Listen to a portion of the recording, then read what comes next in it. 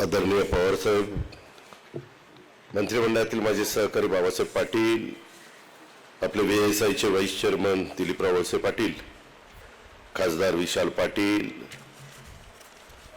माननीय विजयसिंह मोहिते पाटील, हर्षवर्धनजी पाटील, बाळासाहेब थोरात, जयंतराव पाटील, साखर संघाचे PR पाटील, विश्वजित कदम, अनेक मान्यवर, बाळासाहेब पाटील आहेत, राजेश टोपे, जयप्रकाश दांडेकर, ठोंबरे बीबी, अनेक मान्यवर आहेत. साखर कारखानदारीमध्ये काम करणारे, उपस्थित असणारे सर्वच वडीलधारी, समोर बसलेले सर्व साखर कारखान्याचे चेअरमन, व्हाईस चेअरमन, संचालक बोर्ड, MD, सर्व अधिकारी वर्ग, VSIचे सर्व आमचे सहकारी, पत्रकार मित्र, बंधू भगिनींनो आणि माझ्या तरुण मित्रांनो, दरवर्षीच्या प्रथेप्रमाणे आपण वसंतदादा शुगर इन्स्टिट्यूटची आज 48वी वार्षिक सर्वसाधारण सभा इथं घेतली आणि पार पाडली. त्याच्या आधी नियामक मंडळाची पण बैठक झाली आणि एकंदरीतच अनेक वर्ष आपल्या आता ही चौथी पिढी राज्यामध्ये साखर कारखानदारीमध्ये काम करते आणि या सगळ्या वेगवेगळ्या पिढ्या काम करत असताना त्या वेळेस आलेले अनेक प्रश्नांची सोडवणूक करत आपण इथपर्यंत पोहोचलेलो. तरी नवीन प्रश्न आपल्या सगळ्यांच्या समोर उभे राहतात. एक चांगल्या पद्धतीनं रिसर्च करणारी ही इन्स्टिट्यूट, चांगलं बियाणं आपल्या शेतकऱ्यांना मिळावं, त्याच्यामध्ये चांगलं टिश्यू कल्चरची रोपं मिळावीत, शेतामध्ये तयार केलेली रोपं त्या ठिकाणी ऊसाची मिळावीत, कशा पद्धतीनं त्याच्यामध्ये बदल केले पाहिजे, काय नवीन व्हरायटी बेण्याच्या निमित्तानं पुढे आली पाहिजे, त्यात VSI पण काम करतं, पाडेगाव पण काम करतं आणि इतर पण अनेक सहकारी त्याच्यामध्ये काम करत असतात. हे सगळं काम होत असताना आज वसंतदादा शुगर इन्स्टिट्यूटने फक्त इथल्याच भागातल्या लोकांना बेणं उपलब्ध होऊ नये तर त्याकरता मराठवाडा असेल, विदर्भ असेल, अशा वेगवेगळ्या भागामध्ये जमीन घेऊन तिथं पण काय आपल्याला सर्व्हिस देता येईल अशा प्रकारचा प्रयत्न आदरणीय पवारसाहेबांच्या नेतृत्वाखाली त्या ठिकाणी चाललेला आहे. सगळेजण अतिशय मनापासून तिथं साथ देण्याचं काम करतात. आज मला आपल्याला सगळ्यांना सांगायचं आहे की आम्ही लोक आता 5 वर्षाच्या करता सरकारमध्ये आलेलो आहे. देवेंद्रजी फडणवीस असतील, एकनाथराव शिंदे असतील, मी असेल किंवा बाकीचे सगळे आमचे मंत्रिमंडळातले काम करणारे सहकारी असतील. शेवटी राज्य सरकार आणि ही साखर कारखानदारी, खाजगी असेल किंवा सहकारी असेल, ह्यांचं एक जवळचं नातं आहे. वेगवेगळ्या प्रकारचे प्रश्न असतात, ते सोडवण्याच्या करता दोघांच्या मध्ये समन्वय असावा लागतो. आपल्या ह्या व्यवसायामध्ये माझ्या दृष्टीने 4 खाती महत्वाची आहेत. एक ॲग्रिकल्चर, कारण त्याच्यामध्ये वेगवेगळ्या पद्धतीनं कृषी विभागाची पण मदत आपल्याला लागत असते. दुसरं ऊर्जा विभाग, कारण कोजनमध्ये आपण गेलेलो आहे, त्याच्यावर ऊर्जा विभागाशी अनेकदा आपले संबंध येतात. दुसरं राज्य उत्पादन शुल्क, आपल्या डिस्टिलरीज आहेत, आपण ज्यूस टू इथेनॉल करतो, BAV टू इथेनॉल करतो, CAV टू इथेनॉल करतो, ENA करतो, RS करतो, अशा अनेक गोष्टी करतो. तिथं आपल्याला त्या डिपार्टमेंटची मदत लागत असते. आणि सहकार खातं, ज्याचं आत्ताच मार्गदर्शन बाबासाहेबांनी केलं. कारण खाजगी असले तरी परवानग्या कधी द्यायच्या, काय करायचं, एक गोष्ट खरी आहे.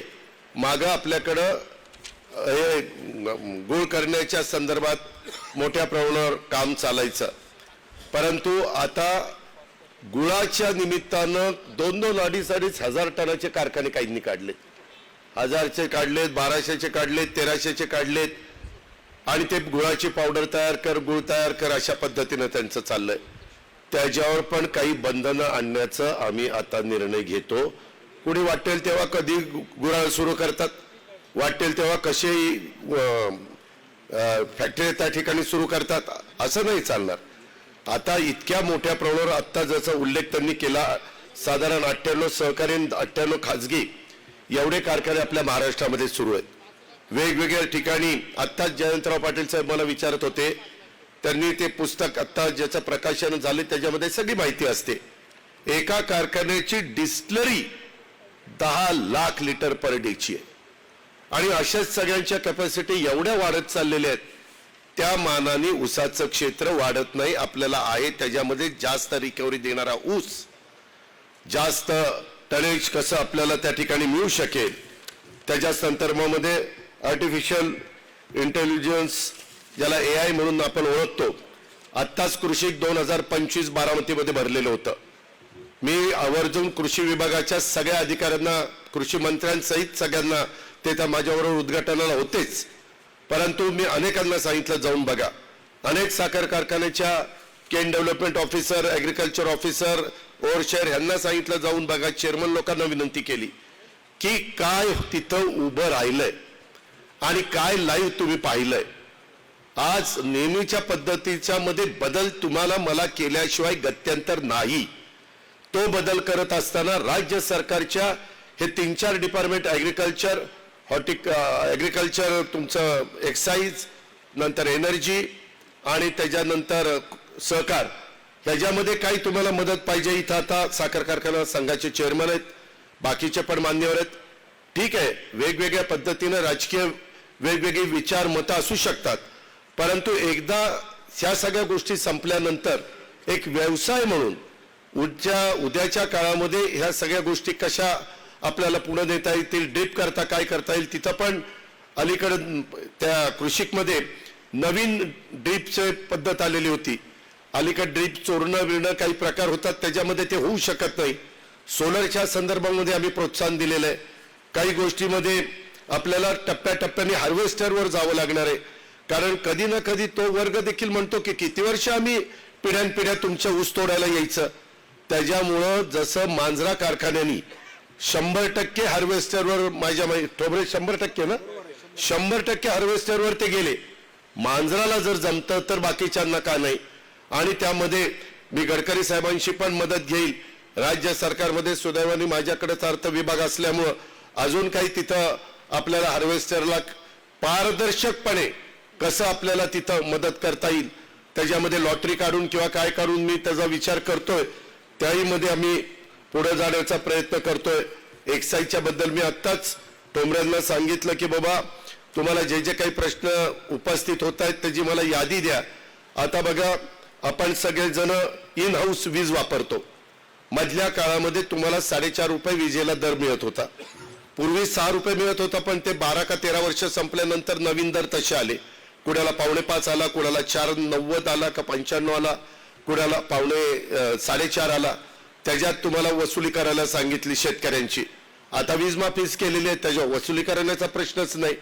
त्याच्यावर ती पण मीटिंग घेऊन ते कसं काढता येईल आणि त्याच्यामध्ये सुटसुटीतपणा कसा आणता येईल, अशा प्रकारचा प्रयत्न निश्चितपणे आम्ही सरकारच्या माध्यमातून त्या बाबतीमध्ये करू. आणि तो करत असताना तुम्हाला इन हाऊसमध्ये वीज वापरायला इलेक्ट्रिसिटी सेस लावलेला आहे. म्हणजे एकीकडनं 1.5 रुपये दिलं आणि तिकडनं 1 रुपये 20 पैसे काढून घेतलेत. त्याही बद्दल मी देवेंद्र फडणवीस साहेब राज्याचे मुख्यमंत्री आहेत, त्यांच्याकडे ऊर्जा खातं आहे, ते सध्या डावसला आहेत, परंतु लवकरच ते येतील. आल्यानंतर त्यांच्याही मी कानावर घालतो. आणि एकीकडनं मदत करायची दुसरीकडनं काढून घ्यायची, हे काही बुद्धीला मला पण पटत नाही. आणि त्याच्यातून आपल्या शेतकऱ्यांना पण दर मिळाला पाहिजे, साखर कारखानदारांना पण ते सुटसुटीत त्या ठिकाणी झालं पाहिजे.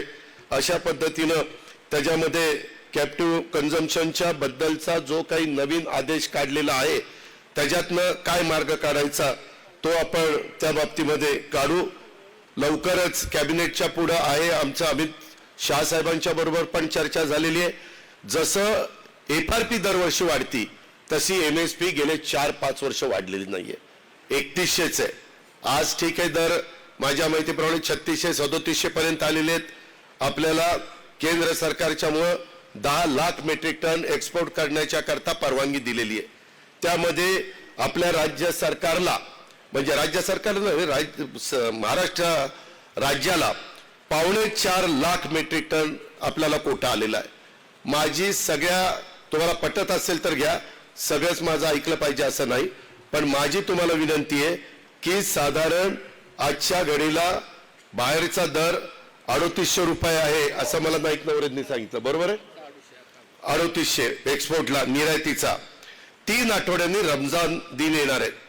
जगभरात हा सण खूप उत्साहाने मोठ्या प्रमाणावर साजरा केला जातो त्यावेळेस एक्स मिल दर हा नक्की वाढणार आहे.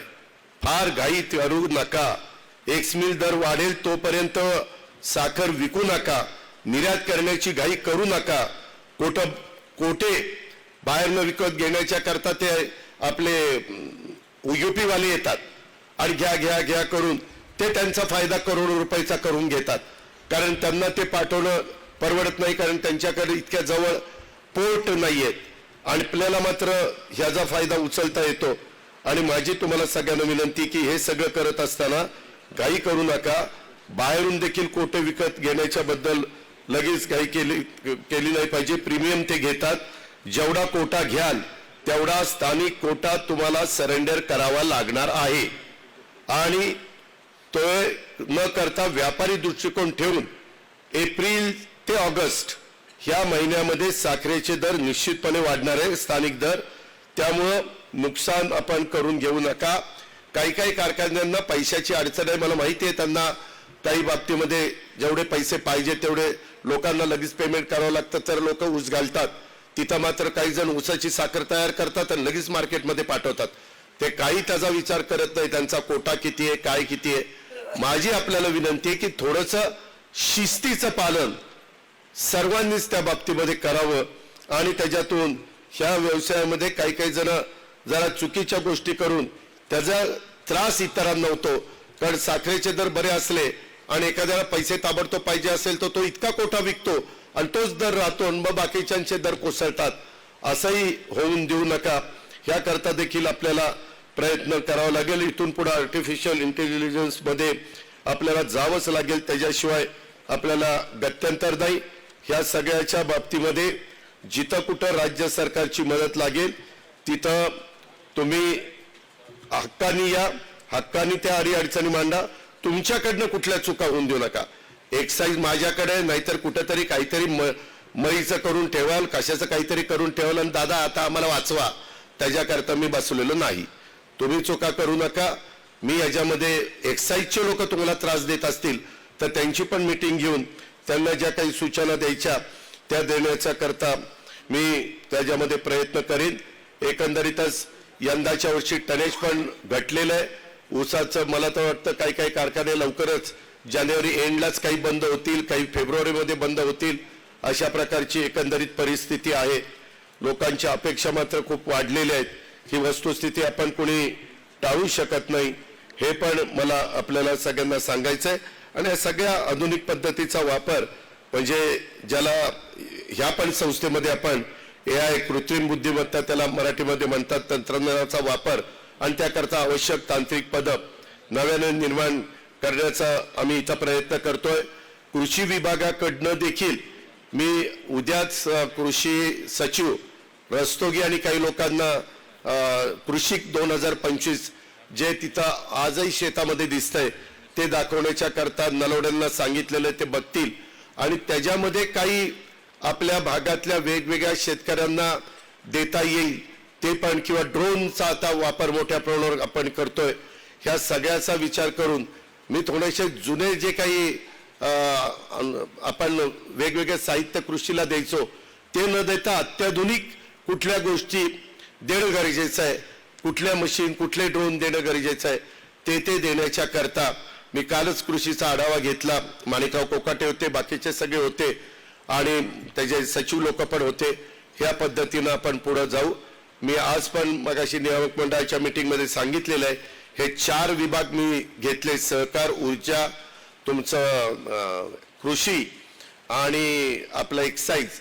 ह्या सगळ्याच्या असणाऱ्या प्रश्नाच्या संदर्भात टोंबऱ्यांना मी ते प्रश्न काढायला सांगितलेले आहेत आणि कुठले कुठले टप्प्याटप्प्याने आपण करू मार्गी लावू ते करू. मागच्या वेळेस पुरती 6 रुपयापर्यंतची सबसिडी होती, ज्यांना 4.5 होता त्यांना 1.5 रुपया, ती 1 वर्षाकरताच केलेली होती. ही गोष्ट खरी आहे, परंतु यावेळेस मुख्यमंत्री उपमुख्यमंत्री आणि सगळ्या सहकाऱ्यांशी बोलून ती पुढेही कशी कंटिन्यू ठेवता येईल याबद्दल पण माझ्या परीनं पूर्णपणे सहकार्य केलं जाईल.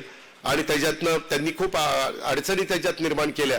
खताळ नेहमी मला सांगत असतात की तुमचे विजेचा टर्बाईन कितीचा आहे, मग तुम्ही किती मेगावॉट वीज तयार करता 18, मग तुम्हाला किती लागतील 6, मग 12 मध्ये तुम्ही जरा कमी जास्त केलं की तुम्हाला काहीतरी पेनल्टी लावलेली आहे. ते तर डोक्याला आता मशीन आहे. उद्या कुठेतरी लोड आलं आणि ते बंद पडलं टर्बाईन की पुन्हा चालू करायला काही वेळ जातोय, मग ते ऊर्जाचा पण दोष आहे. असे काही प्रश्न आहेत जे मला पण अनुभवातनं लक्षात आलेले आहेत. असं तुम्ही आम्ही सगळे मिळून VSI तर आपल्या पाठीशी आहेच, परंतु ह्या पद्धतीनं पुढे जाऊया. आम्ही केंद्र सरकारला पण विनंती केलेली आहे की तुम्ही हे B2 ethanol, juice to ethanol ह्याचे दर वाढवा. तो विषय कॅबिनेटच्या पुढे आहे. त्याच्यामध्ये निश्चितपणे नजीकच्या काळामध्ये दर वाढलेले आपल्याला सगळ्यांना पाहायला मिळतील. आम्ही ह्याही पद्धतीनं मागे लागलोय.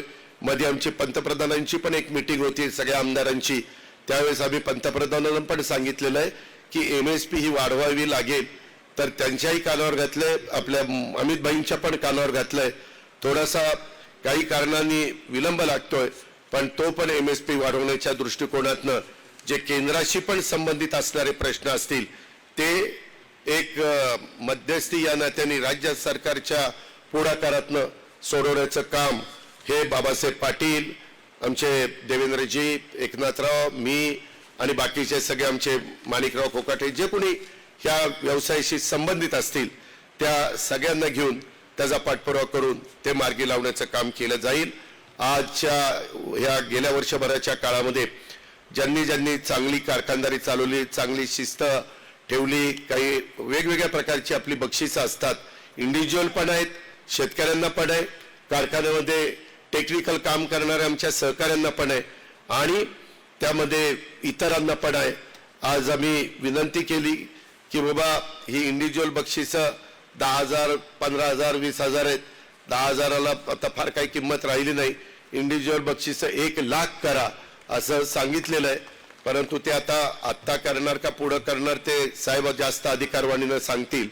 पण एकंदरीतच त्या बक्षिसांच्या काही प्रमाणात रक्कम वाढून आणि ज्यांना बक्षिसं मिळाली त्यांचं मनापासून कौतुक, अभिनंदन. सगळ्या चेअरमन लोकांचं, डायरेक्टर बोर्डाचं, अधिकाऱ्यांचं, शेतकऱ्यांचं, सभासदांचं, कामगारांचं, सर्वांचं. आणि ज्यांना मिळाली नाही त्यांना पुढे मिळण्याच्या करता त्यांनी प्रयत्न करावा. मिळालेल्यांनी पुढे सातत्य टिकवण्याचा प्रयत्न करावा.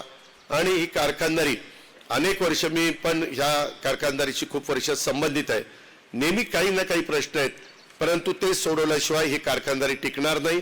आज मोठ्या प्रमाणावर आर्थिक एक बळकटी करण्याचं काम, सोबत आणण्याचं काम, लोकांना 2 पैसे मिळवून देण्याचं काम ही इंडस्ट्री करतीये. त्याच्यामध्ये अधिक चांगल्या पद्धतीनं राज्य सरकारला पण मनापासून कशी मदत करता येईल याबद्दल आम्ही सगळेजण प्रयत्नशील राहू, याबद्दलची ग्वाही तुम्हाला सगळ्यांना देतो. पुन्हा एकदा आज ज्यांना ज्यांना पुरस्कार मिळणार आहेत त्यांचं मनपूर्वक अभिनंदन करतो आणि आपल्या सगळ्यांची रजा घेतो. जय हिंद, जय महाराष्ट्र. धन्यवाद दादा. राज्याचे सार्वजनिक बांधकाम मंत्री माननीय नामदार श्री शिवेंद्रराजे भोसले यांचं आत्ताच आगमन झालेलं आहे. मी संस्थेचे उपाध्यक्ष श्री वळसे पाटील साहेब यांना विनंती करते की त्यांनी त्यांचा सत्कार करावा.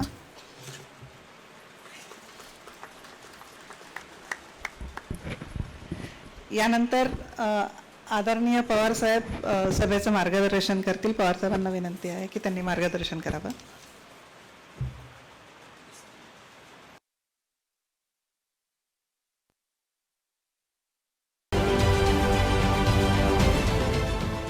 देश विदेशातील प्रत्येक घडामोडींचे लाईव्ह अपडेट मिळवण्यासाठी आता साम टीव्हीच्या सर्व सोशल मीडिया प्लॅटफॉर्मला लाईक, फॉलो आणि सबस्क्राईब करा. तसंच सर्व नोटिफिकेशनसाठी बेल आयकॉन प्रेस करायला विसरू नका.